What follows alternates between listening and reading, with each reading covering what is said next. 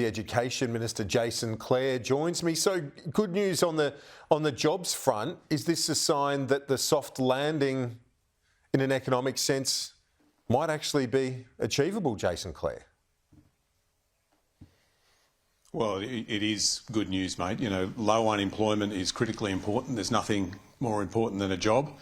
We're seeing inflation coming down. There's more work to do on that front, but inflation's coming down. Wages are going up. We're getting real wage growth. That's important too, so that your money buys more. But unemployment remaining low as well.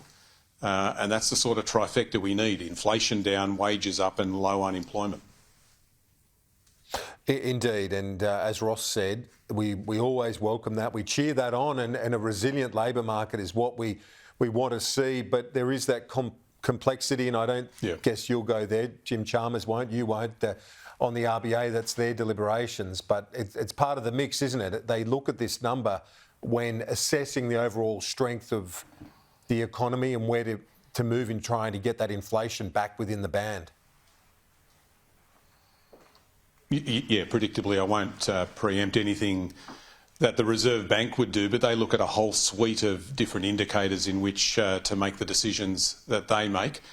Our job is to make sure that we're making the right investments in the budget to make sure that we're getting inflation down, but we're also helping to get wages growing and keep unemployment low. And you're seeing evidence of that in that data today.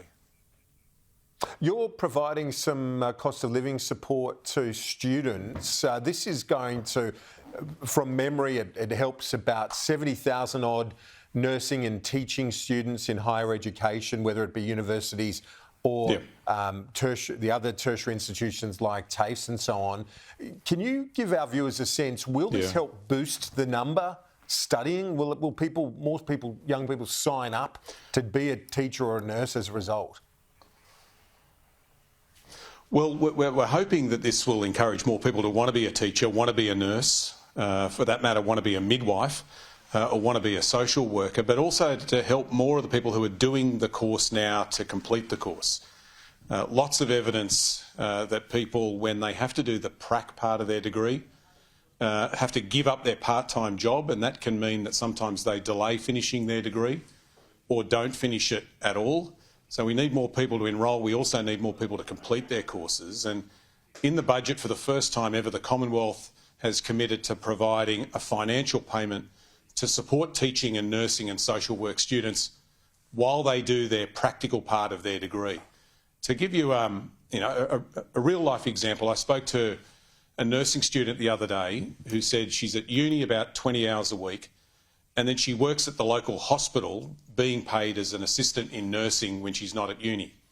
Now, when she does the prac part of her degree, which is about 800 hours over 3 years, she works at the same hospital but has to give up the paid work as an assistant in nursing because you can't do both at the same time. She's working 40 hours a week in an unpaid role doing a prac, and said to me, look, that's the difference between whether I drive the car to pay for the petrol and the parking at the hospital or whether I can pay for food that night. So, there's lots of evidence that there's students that are dropping out or not completing or delaying completing their nursing and teaching degrees here, and that paid prac can be a really important aid in helping to encourage more people to be a teacher, to want to be a nurse, and then to finish their degree. Yeah, well, they are life changers, aren't they? Such a crucial career choice. And just finally, before you go, we've seen the opposition leader, a real shift in terms of his approach, in terms of, saying he's not going to honour that 2030 target that your government put in place. They voted against it in the parliament. Was this really a surprise when it eventuated from the coalition this week? Well, it's just a mess, mate. They're telling us that they're going to put nuclear reactors around the country, but they won't tell us where they are.